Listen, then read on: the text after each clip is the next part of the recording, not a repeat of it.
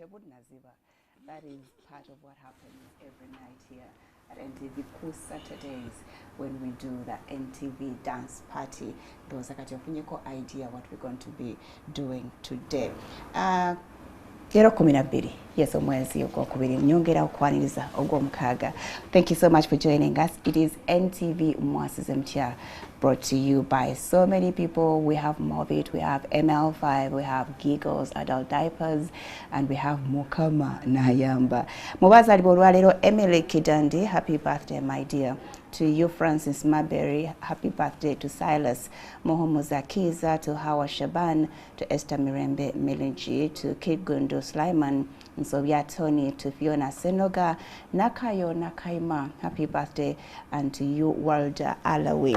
Happy birthday to all of you. Then special greetings coming in from myself to you, Bukirwaka Dusara. You turned 29 today. Also, we send greetings to you, Mwebia. Greetings also. Bukirwa era tumira Mwebia family and her mother. Yes, greetings also coming in to Junju Philip and Mukwaya Robert Frank Bonanga Bemutungo. Era tutumira ko Sebugwao Gavin Mokisa owezo mwaka gumu olwalero. Greetings coming in from your mama Aine Mbabazi Keith and your daddy. Happy birthday to you, Gavin Mokisa Sebugwao. Well, thank you so much for joining us. It's Friday. You know what happens every Friday. And today we have one of our own, Njakugamba Mwasize Mutya.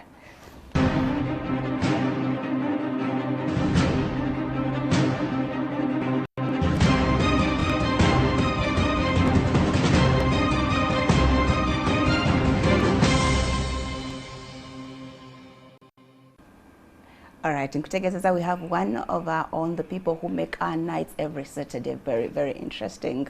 When lockdown, I have Cheyune Kizito Roscoe, aka Star Esco. Yeah, he also does that show. What is it called? Exposed. Yeah, Exposed every Saturday morning.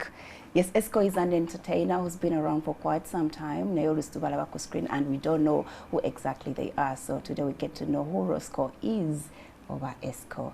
Yakulirawa anya muzala lwachi ekiztate ekyeyune. Ennyonyi neki? Ennyonyi mamba. Kijja kiti yawe n'abatata babiri oba jjajjawo wamusikira azali. Not really. Technically ekintu nga omanyi sometimes bwe tuba tukula abazadde sometimes bagala nnyo kulembezagana amanya g'ekizungu, so abaana bagakwata nnyo. Nze batuka okuŋŋamba nti erinnya gwe Kyeyune ng'olwedde baptism card yasoma Kizito ate nyimanyi n'erya Roscoe, so kakati nze nga ya Kyeyune gwe Kizito Roscoe, so nga nze nawandiisa Kizito Roscoe, but nzijukira mu primary omusomesa wange yangamba no your parents said kozesa Kyeyune nenga Kyeyune eri nkalubira okuwandiika. Lwaki? Back then, like any other young kid, we were yakulanga wandika this other name. But Kyeyune sounds sexier than Kizito. I did not consider that. I think because in the Wanyonyi, yes. Of course, yeah, dinya, so I had to take it on. Nengo jakusanga ku documents angesinga ku Kizito Roscoe because that's what I registered in school. Okay. So how are you? Welcome to the show. I'm fine. It's good to be here. I like this atmosphere whereby now you're asking the questions I'm answering. Tukutadde ku katebe. Sure. Yes, oli bulungi. Tusonyiwa okukeeza tukimanyi mubeera na nights zammwe zitera okuba busy. Oh yeah. Yes, naye kati nasi mu kiseera kino at least now we have more of the night time to ourselves. Mwebakako. We omaze emyaka emeka nga teweebaka? Wow, ng'osiiba busiibi. Ate kyoyogedde kituufu because lumu nali njogerako ne mukwano gwange ne mugamba nti okimanyi nti nno ate ono covid ono ate atuwadde ne break. Ne mubuuza kati gwe wandi wumudde ddi kubanga tewali leave oba okyali awo kubanga bulamu part time oba okyali awo ng'ogamba obudde bwange buweddeyo oli kati sawa zino zina kubaza kukola so you'll go rush back. Ate woddayo ewaka ekirowoozo ogenda kwebaka wowe oyina omwana najja nakusuna daddy time to play bas toyina kyakkola era. Okay. Gyebaleko kale what should we expect this Saturday? Do you have any idea? Saturday nga bulijjo okurevealinga kye tulina kiba ku TV. Kubanga tuplaninga paka ku ssaawa esembayo. Balindirire. Okay. Kale Roscoe. So how do you turn from Roscoe to Esco? From Roscoe to Esco. Well, nga womanyi wojja mu industry, you always want to be unique. Oyagala obe n'ekintu nga abantu bagenda okwi-identifyingira nti yegwe Farida Nakazibu, you could change to a swag name okusinziira ku kyoba okola. Unlike kati mwabamawo kubanga nani bwe mbi twisting andabanga ebiri bitya. I know just so sounding nga ani yantuma n'akafaalo. So technically when I didn't nyingira industry nanyonyayo erinnya lyensobola okweyita nga siri erya bulijjo libamanyiddeko obanga banaye ku ssomero nti omuntu aba akweyisa erinnya ly'omanya nti they know you on stage. So na coming up with that name ngate ndikozemu initials nti ESCO stands for easy, simple, confident and organized. Buli we nakiwuliranga muli nga nkyogera nga nkyerecitinga nga kinkubiriza nange okwetegeka n'okubeera nga ndi exemplary obanga kwegamba nga kyeneeyita kyenfaanana. Sooka oleke gwa kyeyiiza si nti abaana be bagamba nga naye kano kagayi kali simple and easy. Kale naturally ndi a little bit interactive and friendly naye nanoonyamu ki kyensobola bwe mba neeyisa erinnya kubanga nena neebuuza nti balimbuuza lwaki oli weyita ESCO lwaki teweyita Roscoe kyetumanyi. So literally nalina okukyusaawo akantu nga nange kajja kubanga kanzizaamu amaanyi mu ESCO ly'eryajja before that definition or before no nakigatta wamu then nengamba kati kaneeyite kino. Okay. Kale ovaawo Masaka. Nze banzala Kampala wano, but I would say our home, our ancestral home could be in Mukono. Yeah. Could be. It is in Mukono. Wengamba could be anti mnange. Ngawe tugenda maaso ajja kumanya why I used the could be. Hey. Yes. Why? But tugende straight kubanga nyizo okuba. Maybe that but it's in Mukono. It's that in Mukono. Can explain the Kizito Kyeyune. It's in Mukono. Literally because growing up, I grew up with my mom. I didn't grow up with my dad. Unfortunately, my mom passed away when I was very little. So I grew up most of the time with my grandparents. Yes. Oh, wow. On the side of my mom. So I didn't know much about my father's side because it was not really much in my life, in my growing up. So when kugamba went to Zimbabwe, nali manyi walala, and again they had to tell me my real roots. And yeah, no. So nenchimanya. Kati gwali omanyi mu Kampala muno. Yeah. Jajja mwe yakuliza. Then ne bagamba wamwe yeri Mukono where exactly? Mukono sinaba ku visitingayo nnyo oba kubamanya nnyo because my dad namusinkana kati nkuze. Ngoli musajja mukulu. Nali musajja mukulu. Webale nnyo. So to be taken on step by step because it's really a process. Manye who your other relatives are bantu like steps. Because it's not easy for a man to come out and now revealing omwana for some long time or lose chitwala time. Yes. Mami wo wategeere ya famu. Jaji yakunyemeza. Yeah, I got to know. Nali mu P3. That is 1995. Ngoli chibibi. Yeah, I was still little. Awona nze nali nkola nga ndina manager wano ku NTV. Bangisa usamadala. Oh, really? Wali mu P3. Yeah, nali. So it was one of those sudden deaths. Yeah. Because what I remember, and I didn't tell him because when they tried to take us through everything, they didn't get to the nitty-gritties. And I didn't take unlike my little siblings. Oh, how many are you? Tulibana. Okay. Amen. So how was it like growing up with Jajja? Mutera okuba n'ekyejo. Era abajjajja era bakuze ekyejo ngabo bamanyi. Muzukulu wange. So literally it was not a very, I would say, sick tebampampalinga nnyo kubanga already wali oyina okuba example y'abato. Webale nnyo ate n'ekirala mama waffe yali asetinze engeri yotukuzaamu ready like a picture nogamba nti mukyalo ono ali strict ku baana be mukyalo ono what okitegeera so like they would model you how like she would have wanted you to be obutadeviating nnyo ku kye yali abaagaliza well ne carrying on otuuka n'ofuuka kyewandifuuse mu nsi but with their guidelines. Yeah. Okay. Wamulabako ko mu kifaananyi?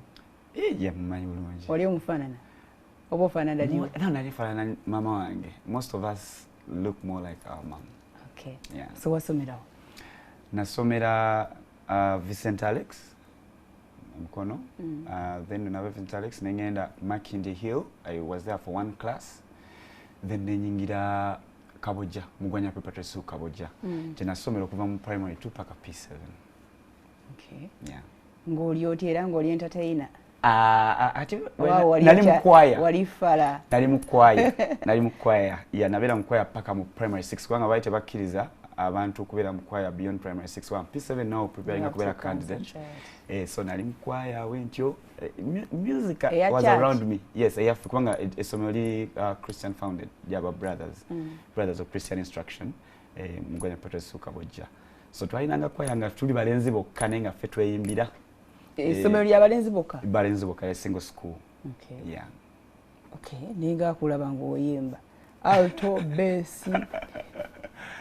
Usale when we were still little kati nasokera mu gundi mu alto then nemalira mu bass P5 or P6 never mu choir, but not really specific about my vocal cords out. You were just enjoying it. It was just another school program. Yes. Okay. So no genda wa mugundi. Sija kubuzaze wafuna mwesi. P7 demo navayo. Oyizo tulimbira awo.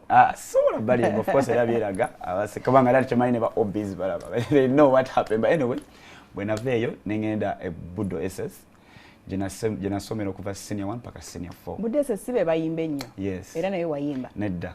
Ate yo sali kubanga ekibiina ekyo bakitandika kya Budrak naye saakiyingira ate nagenda this other side of the urban entertainment nembera mu interact yomu MCing jetandikira ntandika okwemsingira mu vacancy ya senior 4. That's when I enter the game and start doing these high school gigs mpola mu holiday ne kusomera awo olwani akuwa ku magezi ago oloza waliwo tewali era just ku kitungo kyagala kubanga I really wanted to do music in the first place. As in singing, yes. Nagezaako nyaawo but nenga omanyi okusoma kukujjawo kubina ebiwandi koze like co-curricular nobeera nga tofocusinga ku books ate ne time gyomala ku ssomero nebeera nga mpanvu kusinga ku gyomala ewaka gyosobola oku accessinga oba studio oba banna bayimba so literally saabigenda wala ate nange nepimamu nenga wabirinamu waliwo okubyagala nenga talent akuna mchezo nalinamu kwa katini naye ngera music kigwenkola rap music hivi dance hall ebyo basically ekyo naye nga omanyi wetunuulira ne evaluating anongamba nze nga esco ekyokuyimba kino kijja kunyanguyira kyetagamu essente ate MC microphone ogisangawo bigambo byojja nabyo just basically nakwekyanga webale just yawo character ngamba ekyokuyimba sijja kisobola let me come presenting ate byonna kitandika ekyokubeera MC ku ssomero biki nga ndaba ndi confident naye nga wagezaako okuyimba noyimbiramu nga munno nagane olowooza twalina group yaffe mu holiday nga tubeera edda waliyo ze bayita holiday makers bashes nga tujja batwelkaminga nga tuddayo bashe batusiibula so ezo groups ezo twakolanga bushobo bino ebyabeeranga ku Lido Beach olusi ku beach olusi mu kibuga so twagendanga ne turapinga twagenda ko lumune mu competition ne tuwangula ebirabo so nze ne bato bange just buli omu yavangayo n'erinnya jayagadde but as in your real siblings? Yeah, my cousins, not the real ones, my cousins, because like my age mates are nga tusobola okutambula emisana netugenda netwebba netudde ewaka. Yes. Okay. Paka nogamba bino sibyange. So that is when you come up with that ESCO name? Yeah, I come up with the ESCO name after ntandise kusomerawo. Kati nga omanyi bw'oba okula basically kati ngoyita mu adolescence there's a lot of things that you think in terms of your life is easy, what makes your life fun and everything.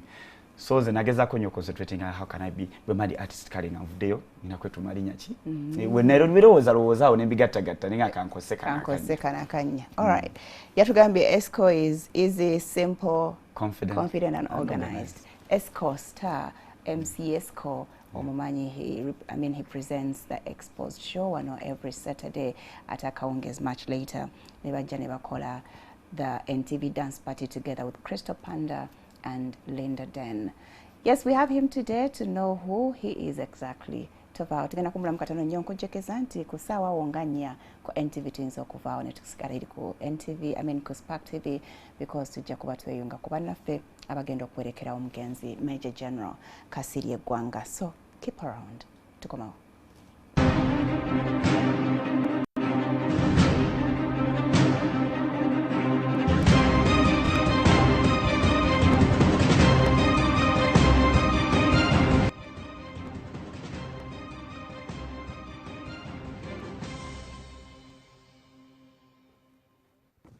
Okay, Esco Cheine Chizito Roscoe is our guest today. He's one of our own and we are getting to know who exactly he is. Bamzala Mukono, yakulira Kampala. Where exactly in Kampala? In Kabowa.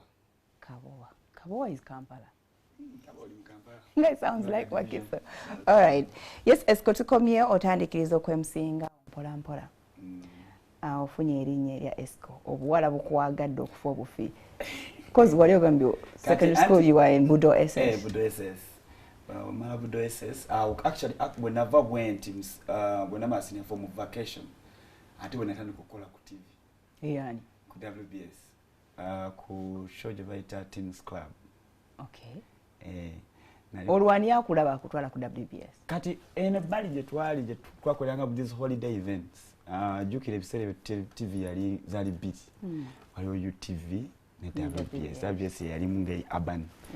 Kati nga wabeerayo era aba scout we batyo gye nasanga ne Katsoyo era namwesibasibangako awo kubanga ye yali already exposed a little bit mu industry nga wetambula ki kubanga bamuyitanga na hosting ezo events kati ngate nange negomba okukola kyakola so gye musanga era yankubira essimu nangamba nti baagala okurecruitinga abaana okujoininga TV naye abamu bendabyeko tebali satisfactory jangu gezaako gye ogezeeko koleka testi wano kiyinza okukwanguyira jjajjawo nga abyagala teyamanya nakumanya nti ngenda bigenda alaba mwana kubulawo kubanga kyenasinga okukola kusooka kukola byenyina kukola mbeera nga nyina time nga tebanoonya lujja kulima lubimbi lwa nti batutemeranga ennimbi edda valide olima ku baana pakali otalugusa teri kyayi sure kati okumala emirimu gye waka balowooza ogenze kuzanya mupiira oba around the neighborhood naye kumbe gwoli mu kibuga olwo transport omujjawa nayiranga mu nakasente kange ng'oyiyanga omusajja omukulu gwawe nakasente k'ofisa notereka soka kuyamba kubanga era nga womanyi like financial situation we yali ebiseera ebyedda kasente kali kalinamu kavalio akamanyi ng'okatereka ne kakolera ebintu ebisinga kutambula okuva mu kibuga 5 taxi ogirinye 5 kutuusa waka so not very expensive but again twalinawo kasente ketweterekera so bwankubira nenzija nenkola screen test baddamu ne bankubira naye ekyasinga okuntiisa nti nga babuuza oli wa Kisulo oba oli wadde ate nga nasooka n'ennimba nti oli wadde ndi wadde nga manyi bayinza okunyuma omukisa ogenda ku TV naye nemala bankazakaza nemala nenzikiza kubanga baali batubasaba nebbaluwa okuva wabazadde engeri butwa tuli baana bato nga tebakkirizibwa kukozesa abaana bato so oba ono involving mu program eyo omusajja alina consent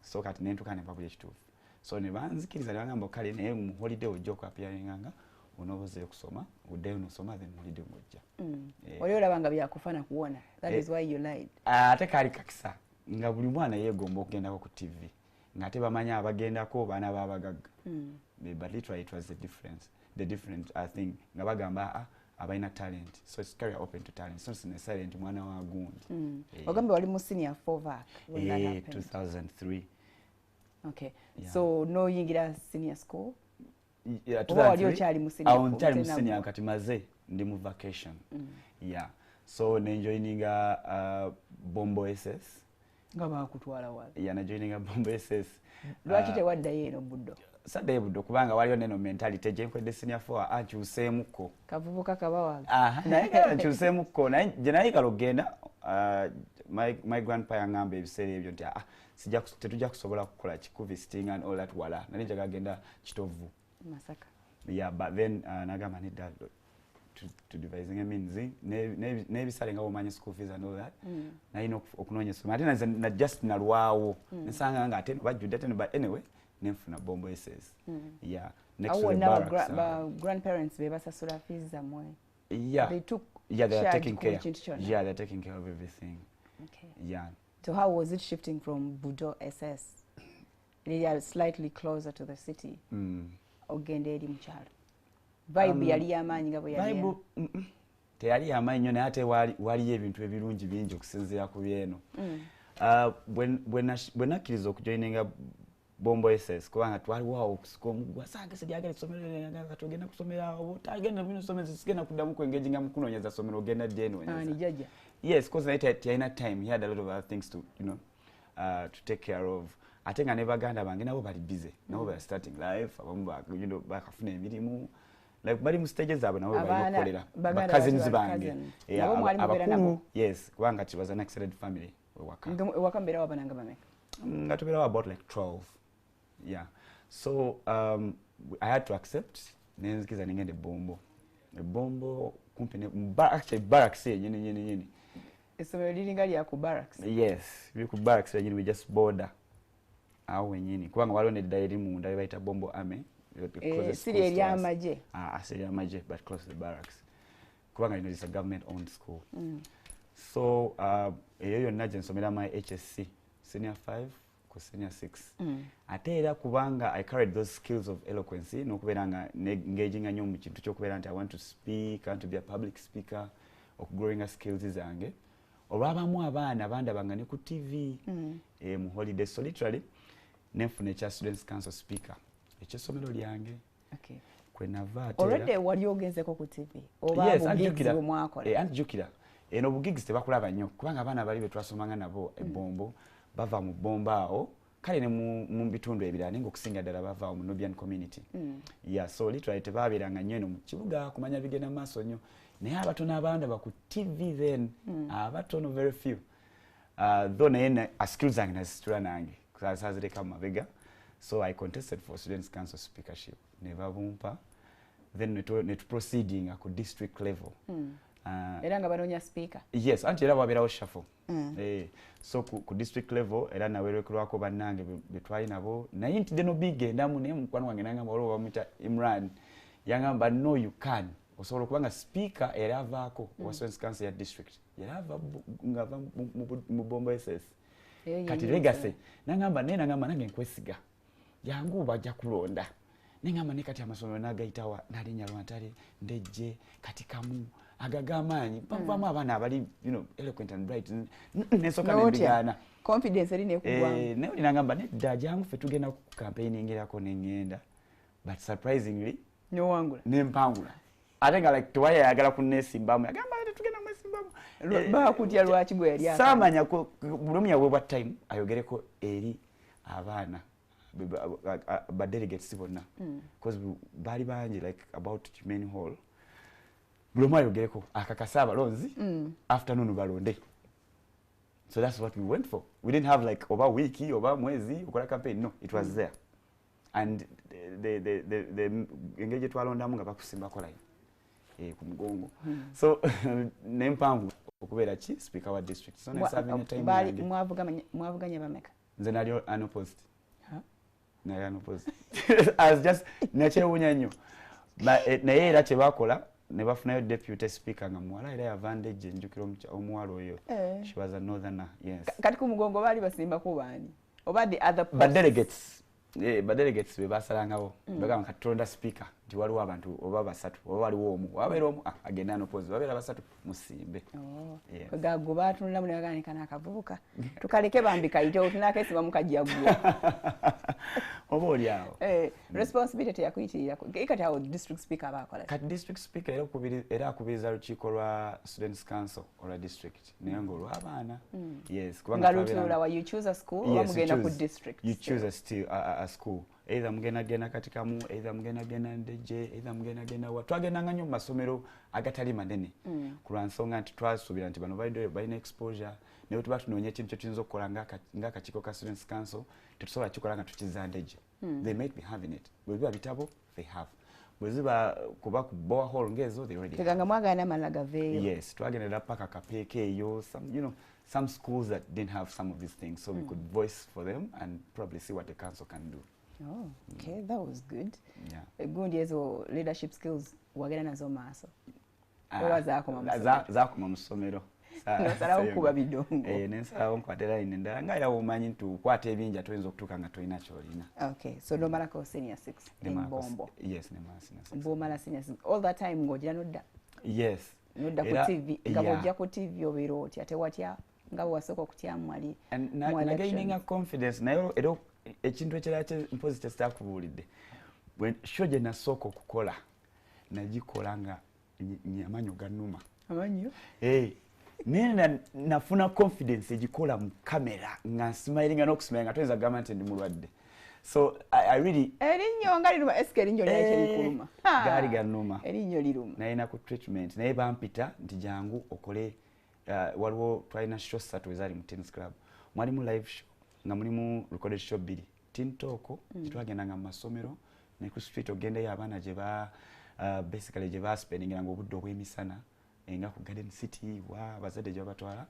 Then tubeerawo ne top 5 twa counting down 5 songs of the week esinga obunene. Kati nga bajja ne tugirecordinga. So those days bampita bangezese nga bangeseza mu recorded show. So yeah, a challenge yali amaanyi. No buli wenajjukiranga olaba nasobola okikola nga manju gano. Kakati sobola kikola nga ndyoke. So literally kyampanga confidence there to go back and do it better. Okay. Tewafuna any criticism when you went on screen? Nazifuna of course zajjanga naye nga ezimu era for the betterment of yourself on screen. Munajja nakugamba you're repeating this word too much. Kino kigambo kito kyerekereze kisobola okuwa composition ennungi bw'oba ogenda ku mpewo tokola bwoti toyambala bwoti. Like somehow it made me a better, you know, presenter. Wa presenting anga nani biseera ebyo baani abaaliwo? Ebiseera ebyo kubanga nze wenajjira ku mpewo ate baali bafeezinga out abamu baali bakuze.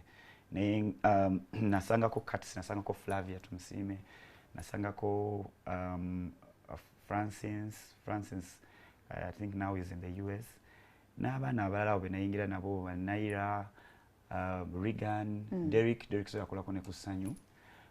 Kati I think muzadde we namujeyo nga ayagala concentrating ku bitabo. Okay. So bebo abantu kumbo benchajukira benayingira nabo. All right. And the experience was like?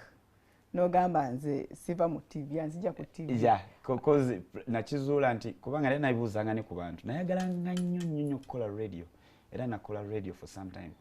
Naye nga ekyanzija ku radio nga I'm used to a platform where people can see me. Era ne ku mikwano gyange. Ebiseera bye nayogeranga nnyo ne Curtis kubanga twalinga abantu abali mu same age bracket, abali mu same audience. And he had more experience than I had. So naye kenyini nangamba naye omanyi kyakabi okubeera nga okola ekintu nga bakulaba.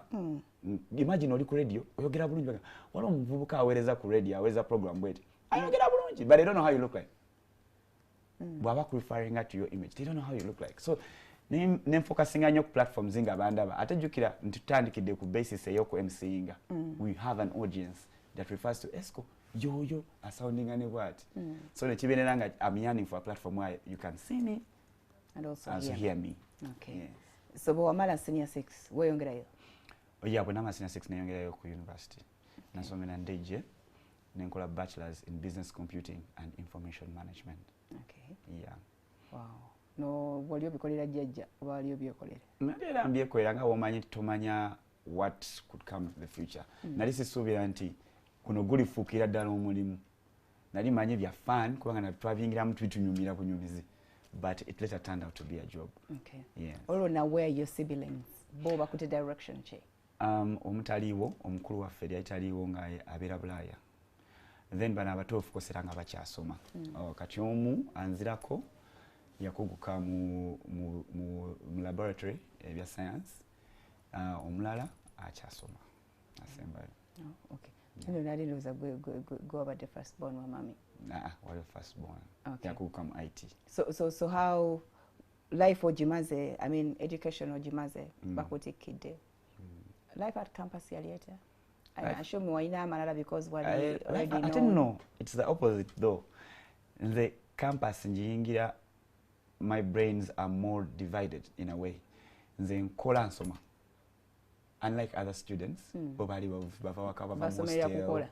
Yeah, basically nga tebanatuuka mu working gundi environment. They don't know how to do things in a way kweyiyayiya. Okujjako abamu abatono. Abamu benasangayo kale bano bolaba nti yasomye oba akomyewo okwongerako naye basically bayiseko mu course unit yammwe so abamu baba bakola but majority that had came through nange baali tebakola so nze ndi mukukola bwentyo neyiya naye nga nze ku TV baali baganye okukkiriza nti ndi ku campus.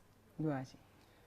Producer wange immediate boss nagenda ne mugamba nti kakati ntuse ku campus nyakajja campus ndeka nti applyingeko nga ku shows endala nga Jam Agenda ebiseera ebyo oba creatingeyo ka show naye nga Teens Club sikyajamu nasoka naagaana nagamba nti dete ebaluwa okuva ku university nemulaga ID yange nagamba buli omu asobola ogikola nekirala sokoleke yali awakana kiwali kapeti nnyo nali sifaanana myaka gyange. Like I wouldn't tell somebody that I'm at campus and they accept back then. Nga antunya bataga olimba kyako yaga gena mu disco something like that nti kati okuze. Nemugamba no naye ndi ku campus. Era first year nagisoma ku campus first year naye nga nkyali ku Teens Club. Nga nze leader. Anjuka nali nkola na show satu zonna. Nga featuring ku live show, featuring ku Teen Talk ne ku top 5. Paka I think around my second sem netukiriziganya nenvaako kubanga bali banje abakwano bange gwali ku university ato kyakola kyo y'abaana abato like somehow gwakana katoto ina kujja mu mbozi za fefe tukuze tukogera bintu bilala nnyo naye nga ate njagala nnyo okusaving era nali nze ntambula obutambuzi because twali tubeera kumpi.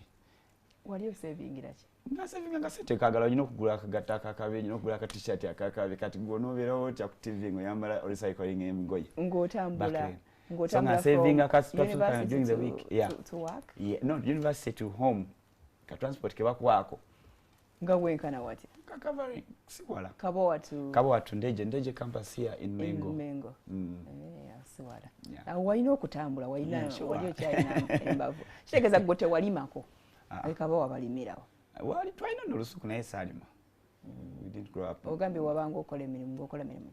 Koza bintu kwera lujja ebyo bakutumye kuleta bintu bya wakabe kulusi bakutuma paka munde bagenda olete envaza leero you have to and ate batu kekisera nga nyina ne ka bike nga bangu ya ka bike so I could just do those very simple things by sawa nyi byange biba biweddeyo ngodduka tosibula ate kati olasibule bagambe sigala tewafumbako nena nali manyo kufumba nayigako some few skills awo kavuyawo from jaja from jaja you know kati kubanga jaja omukyala naye atuuka natuva ku maaso netubeera nga tubeera ne jaja waffe omusajja so jaja waffe omusajja agambye ebintu bimu mubikole sigenda kupangisa omukozi atabidde mu bikola mpozi okufumba bakazini baffe abawala balingawo bafumbanga but some things nabo batuuka ne babafumbirwa nga balina okuva wa ewaka so tubeerawo twali tulina first okufuna maid anyway house help naye ngaebimu at least skills ezimu oziiga.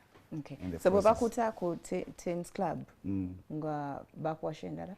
Ate bampa show ndala kubanga ebiseera ebyo nzijukira bwetuva ku Teens Club najanyana nnyo okufula nti nfuna akashakala nga ndaba okuva ku TV naye nga ate nga bagamba ate gwe abantu b'ocommunicatinga nabo oba b'orelatingako bato oba kale bavubuka bali awo tebanate kutuuka ba Jam Agenda tebanate kutuuka ba African Rhythms like soko kule kati awo nemmala sometime nga siri ku TV olwo kati nenconcentratinga ku MC gigs okugrenga naye nga bitabo biconcentratingako ddi mbiwa time kubanga kati emisana lectures zange zaali za kumakya lectures kumakya ku campus nvayo like at around sawa nga 9 nenza okanzira ewaka olwo mbanyi nayo gig ey'okukola ekiro nengattawo awo n'abajjajja tebanategeera kitegeeza jjajja mukyala yafa tategedde na byokola yali talitegedde I was still in school yes kuba jjajja wange bwe yatuukira okimanya nga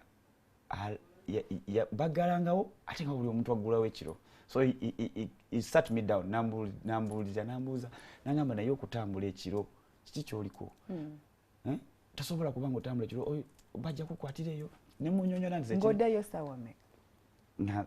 Nina okuddayo of course obudde nga bukya ssaawa nga 9 10 nino ojja mpolampola nosinikinga muganda onakubuulirawo ngamba nina okuddayo nga bukyali ssaawa 9 nga bukya olwovaawa nga nva kukola kweyiya mu town okusinziira ddala jam sessions ezo zabeerangayo nga baba beetaga MC era jam sessions ezo zakulakulanya nnyo talent nzijukira abavubuka bangi kati abamu basita their household names nga baliko mu lugendo olwo nga esiko wali ka platform ate kati nga gwe MC kubanga MC twali ate batini nadala kati fabata bukulaga ku luzungu n'oluganda nga we are very few abisere byolina ani mu bwa MC mu MC waliwo kati wali awo Moshi yaliwo Moshi is a very celebrated MC back then yeah kubanga Moshi tani kwa MC nzenga sinama na kuzalibwa no nga sinafu kuzalibwa nga sinafu kuva musomo nenga mulaba yes so buying a platform for eteje tutaina nga tulina okubagoberera finding out how to do things so we can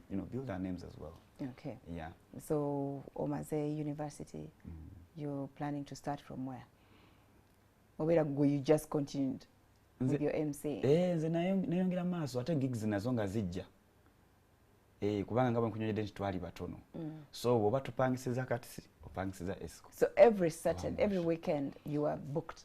Every weekend I had actually every week naina weekly gigs ezimunga zikrosinga nezigenda mu weekend okutugadala ku Friday sinadala Friday olonga baba wa sente meka ebiseera ebi mitwalo 10 mitwalo 5 ngava nyingi yeah mitwalo 5 mitwalo 10 tika kati nga olaba abani no lwatu exposing notukanga bakwa sente nga nga tiche kigenderero acho naye ngozifunye nogamba kitegeza basobola okumpa mitwalo 10 so nga weekend izo kugwanga gwine mitwalo jongana nyine mitwalo janga 3 oba 2 kati nga planning yako obwa kwambala awo koza twaje fina mu motoka kwambala awo kusingadala kwambala kakasa kibobo okakasize ekyambalo nga bijja kwanguyira olwo enviri ziri bitya kubanga mwabeera mu bintu ebyo mutero kubayo ne ka style akakwawula kubalala nali sina na dreads zenyina kati nali nina just French cut ne yakasunsu just cut yange ya bulijjo marine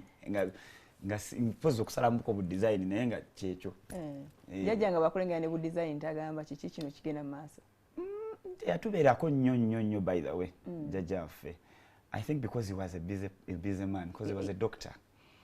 He was a busy man. He had a farm. Wakakala abeerawo mu week n'abeerawo kale na weeks 2 week mnajimala ku farm bwe batyo. So we had that leeway okubeera a little bit, Yali doctor w'abantu wapi? W'abantu. Okay. Yeah. Ng'akolerawa. Yalina dispensary. First of all yasoka n'akolera government. Then n'agula dispensary ye. Then natuka na retiring. Ngayedira ku farm. Ku farm ye n'okuza abazzukulu. N'okujjanjaba abantu be private abali ba clients be. Okay. Yes. All right. Bwatuka ekiseera nga akulira bakugulira ekiro. Did you get to a point nogane lwaki nteeka jjajja ku bunkenke? Anti era yantuza wansi. Kamene n'etongole. Nangamba nti okutambula ekiro ne munyonyola nambuza naye ekituufu mbulira kikyokola. Naye nyina omubuulira ekituufu. Timba ngenzeeyo mu club gye nkola nga MC tabimanyi bya MC amanyi bya DJ. Nagamba naye ebyo bigenda kuonoona. Because for him he was thinking of this straight person in academics and everything. Nemugamba kati nenfuna yabampolereza abatonotono nti bwabanga bimusobole kwanga banda bako ku TV. Ntiakola ku TV. Kati they used to relate the two. TV no ku MC nga kyabika bikola oba kakwate wao mpola. So na be a little bit lenient naye atuke sana nga we cannot stay in the same house. Yaino kumpa quarter. Ya boys quarter. So nemberanga ni wetu nera still nga era abera kini. Ajira okutune kuli afadhali koma huku machaddala. Semutumbi. Okay. So nga nyino kulinda. Mu motoka z'abantu. Mbera yo kumulimu ate mulimu jaffe eja club ne badge kola paka kumacha. Paka kumacha. Yes. Ojango otagala. Come back. Ogwa mugweri tunana abenchanga tugenda kusomera. Okay. Katide mtumule mkatana nnyo. Don't go where we have MC Esco as our guest today. To come on.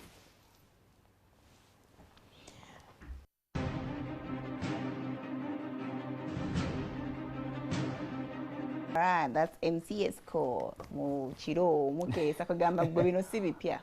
Wakesa kuvadda. Mwina energy. Me I adore you guys. Ola fe tubere no muntebe nga tutudde. Tulaba bulabi nopo wano ga ngende bake. Ne mu wedda bazina from 10. Yeah. Mugala osama entu. Tuvaako saa 10 mu kitundu.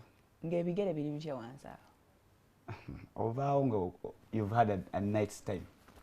Ngonyumiddwa.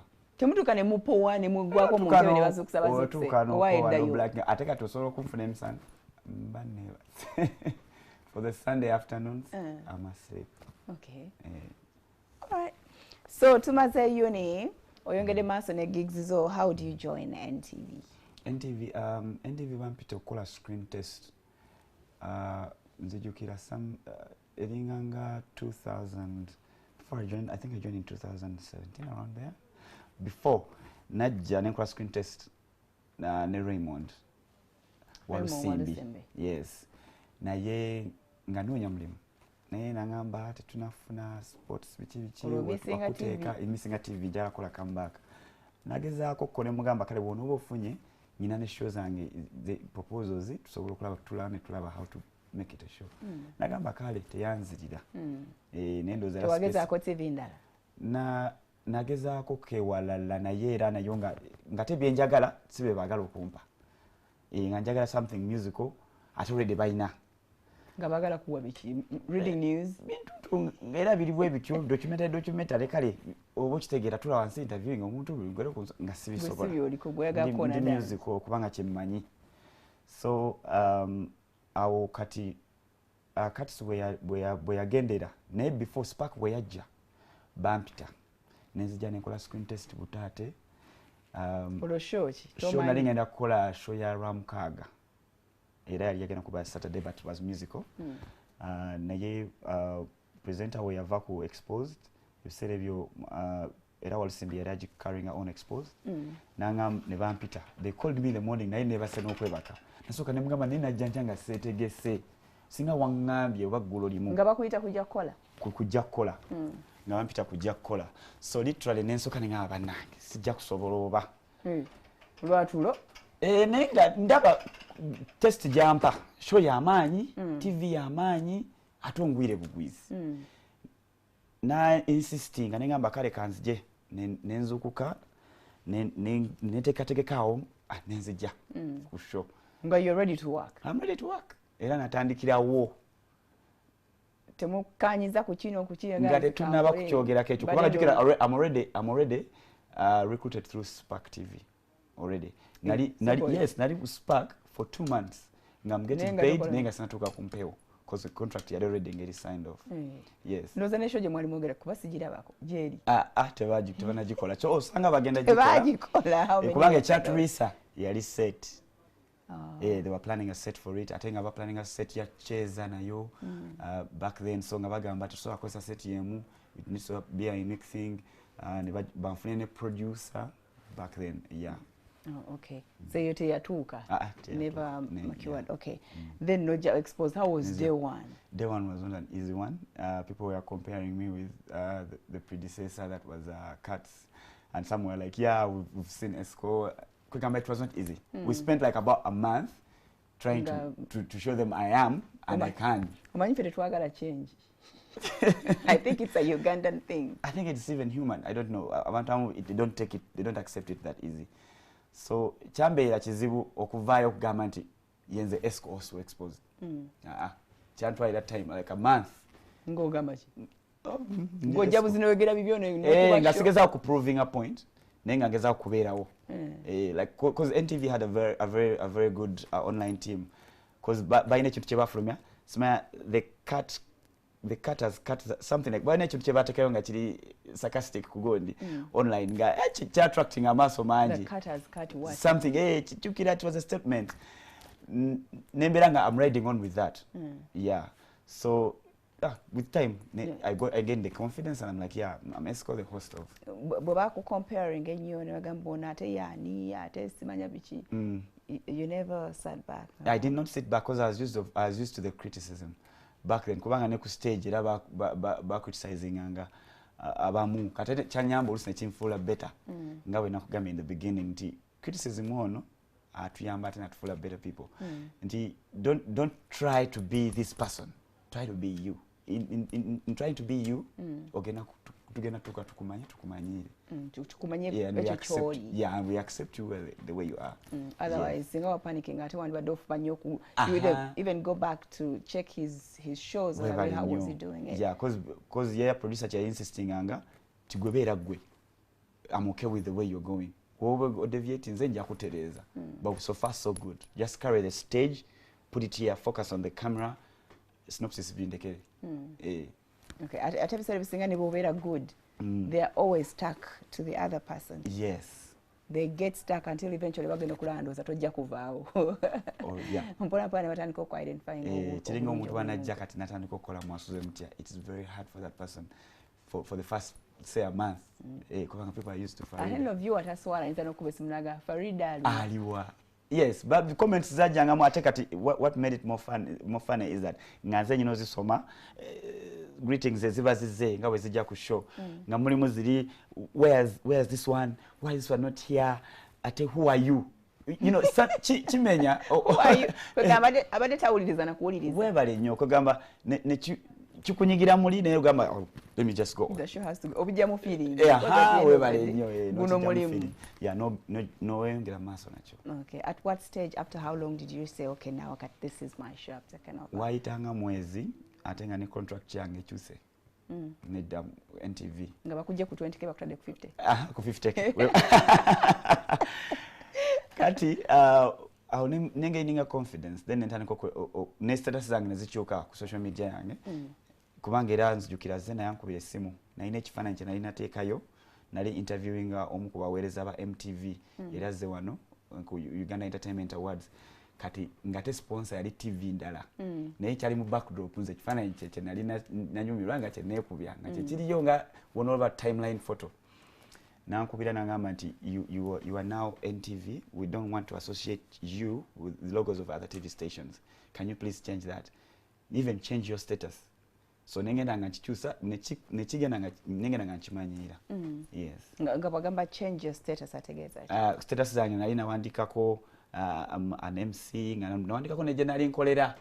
So like walala nenga updating anti I'm a host exposed, NTV exposed. Okay. So nezija nenkikyusa. Wali knows to bifudde. Naye sibifudde kwera nange naye nga womanyi nti they help you change fit in. Okay. Yeah. Did this joining here ever make any changes in your lifestyle?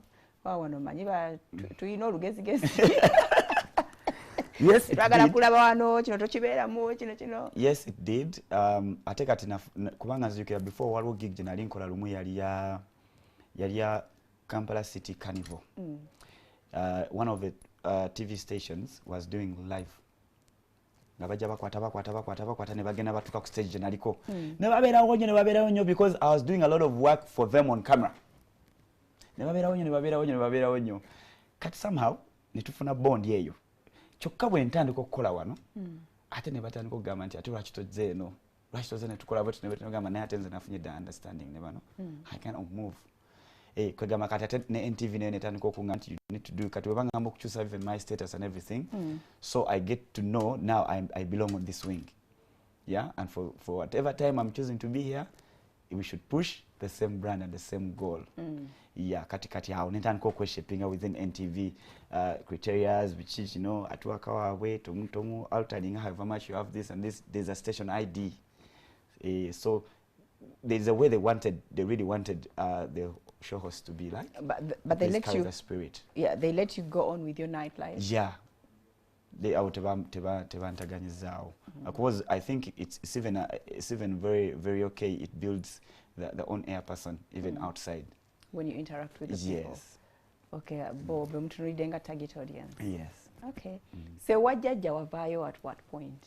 I'm still interested. Wajjaja, yes, naberayo wajjaja nabera era paka now jenchali. Wanje? Yes, because jajja wange mama wange yamugulako land.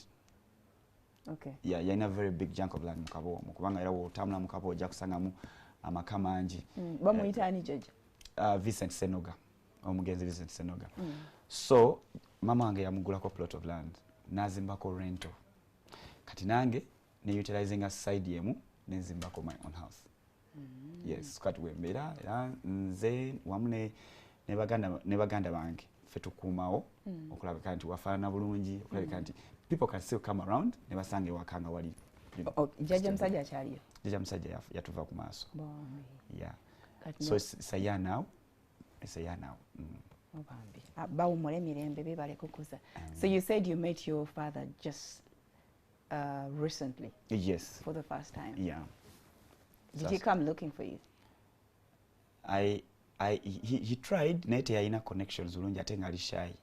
So nze nateekamu nnyo effort okulaba nti yeah, let me try and meet him because now otandikirawa ekyasinga okunsindika okumunoonya because even I was helped by my mom, the sister to my mother, okulabika nti anyunga ku side yeri because jjajja abadde ali amanya anafuye, but he insisted that they should really try and know my father and know my side.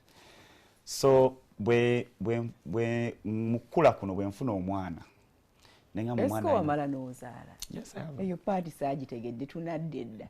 Let me first take you this. So nengamba fine, I need to know omwana ono agenda kula mu mikono gyange. I also need to know my roots so that naye bwakula amanye obuvoobwe. Butereevu. So I was very concerned to find my dad so that I could, get things straight. Ate katujjukira ozadde mu muwala w'abandi olina okutuukiriza bino kukyala kwanjula bino kubanga nabyo birina okuba mu straight line kubanga nabyo bajja bikubuuza. So I had to do my part kubanga nange nkuze, then I can find him. Lwaki mulinda yannoonye? So I had to go through my aunt, senga wange n'atutabaganya n'asobola okutuuniting. Maama wo omuto yakuyunga ku sengaawo? Yes. Kuga ye yali amumanyi already? Yali amumanyi, yeah. Okay, how was it like first day you met him? It was not a very easy experience. Naye ndowooza okumugamba nti ono ye Roscoe. Like nga bwenfaanana. Yali yakulabako as a baby? Nga nkyali muto, yes. Because waliwo omanyi, there's something I also want to advise young people, even people out there. Nti some people would give birth to kids and try to be independent. Ama abakyala ennaku zino mukola muli bagagga. Kati omwami ayinza okunyinyiza ne museparate nga n'ogenda n'abaana. Olw'okuba independence omanyi ddi Katonda wakujulira mu museno. So n'obeera ng'abaana yakunyiza, omusajja yakunyiza, so you left them and they turn out to be independent on your side. So bw'ova mu bulamu bw'ensi eno, things go that way. So alina okwezuula. Kati gwe wali lucky at least some members of her family. Yes. Kati when I'm thinking, like, he had questions as well. Why am I the way I am? The way you are. Nti oba obulasi awumula amatu like teyakulabanga ku TV. Abadde ndowooza tamanyi mbu yoyo Esko wange. Abadde tamanyi. Kiraba kakati oba introducing gyali nangamba naye. Okay, like, of course yalina accepting the first point nti ndi mwana we. He had an interaction. Ndiramu buli kimu. Why things happened the way they happened and why we are here like the way we are. So mu conclusion nagamba naye obulamu obwo tosobodde kumanya nnyo, like singa nakulira mu mikono gye maybe I would be somebody else, but now he's also happy that I'm also the way I am. At least I've grown positively in the work I'm doing, so in a negative way. Okay. So natabeera so ate biased about what I am. Okay. Yes. Yakubuuza ebya abarasi kogwe nti emirimu gyenkola nina okuba ne style ate ne age difference naye weeri, the way we appeal, the generation zikyuka. The way we appeal to people today entertainment wise is not the way you appeal to people back then. Kwegamba yakkiriza nti walina okubeerawo transition change eyo bwetu ate mu field gyendimu, so natakitwala bubi. Okay. Awo ne bakwaniza ne bafumba ekijjulo ne bakunaaza ne bakunaaza akaana kapa akapya. Sure. So you were there, you spent like a night? We had an evening together. Of course we had to separate. He had to go home, I had to go home. Yeah, but it was a good evening. Yeah. Okay, no matter notwalayo mutabani. Yeah, mutabani sina mutwalira as in person. When did you meet? 2001. We met last year. 19. Yeah, last year. So because of business schedules, teyakwata nnyo, but he tried to also play his part. Naye ataddemu nnyo efforts. Yeah. So but yet we are yet to reach further with everything. Okay. Okay, so kati sooka ombulire ng'otuuka ng'ozaala nga weebuuziza kwani. Yeah, omanyi okukula. We grow and we meet people and we need to settle.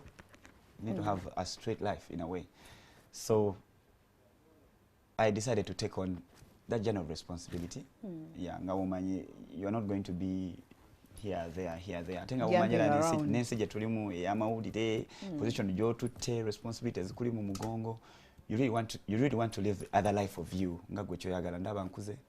I need to start a family. Kalinze kulabanga baby. I know. Abantu abasingira bambuza emyaka gyange n'ekibabula, I don't believe it. They're like, but you don't look that. How old are you? I'm 34. Okay. I'm gonna get 34 this year.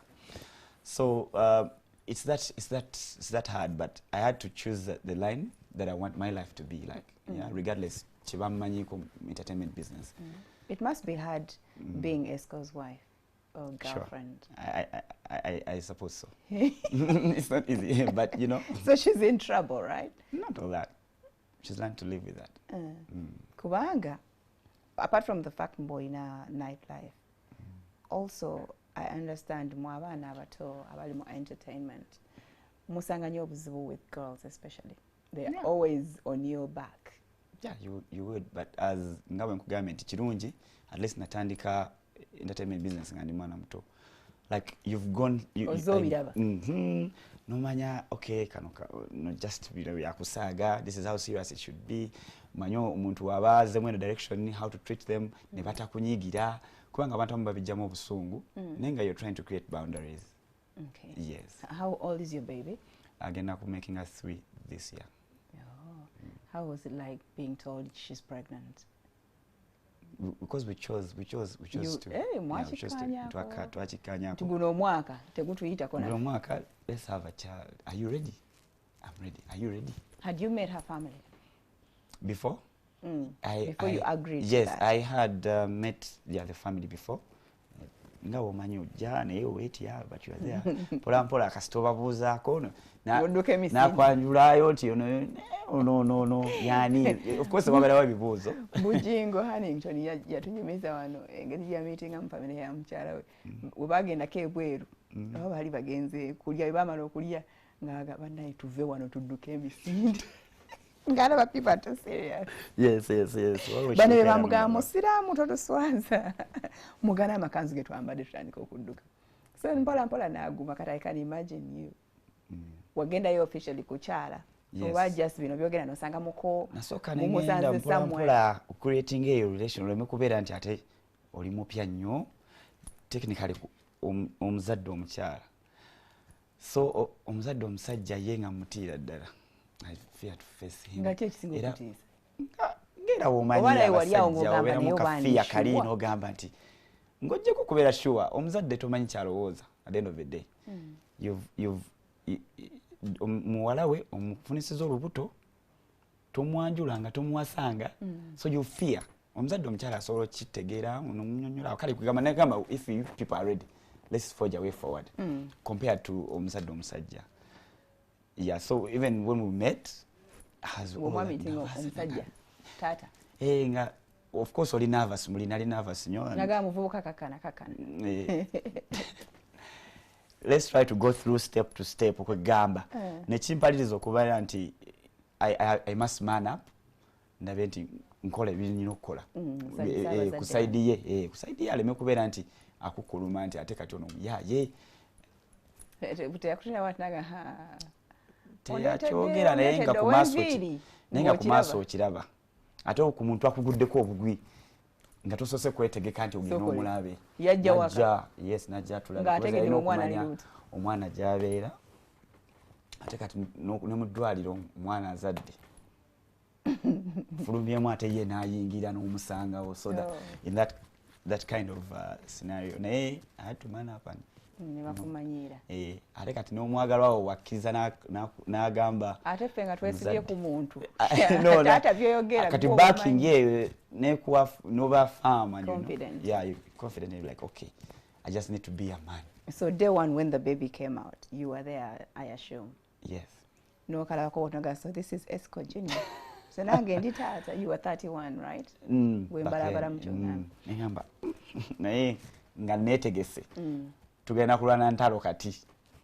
Ntalo za wasekawere atolina nena kawere ate nawo ko yino okukulaba nti abana batutawanya nyawo kiro kweba kakaganye boka awo genze mbidongo wamuleka unogera mbidongo naye twabirako just a very short period of time again wa mama we yeah to be treated and all that so I'd like after some good time at least ko kamanyedde kakuze yes okay how are you with him kati akuze he knows this is daddy yes actually no kusoma hizo kubasoma watabunya TV ajimira maso ngakulaba ekirote yeba kabera ku dance party naye yeah amamanyi gamugwa kubanga bayazanye emisana you know so but he finds it very exciting irabira kuline daddy wange seta ko daddy wange you know like is now a picture ajimanyi mu mugongo okay yes bambi kati mwagira yene mchara yes ora chimbuza nnyo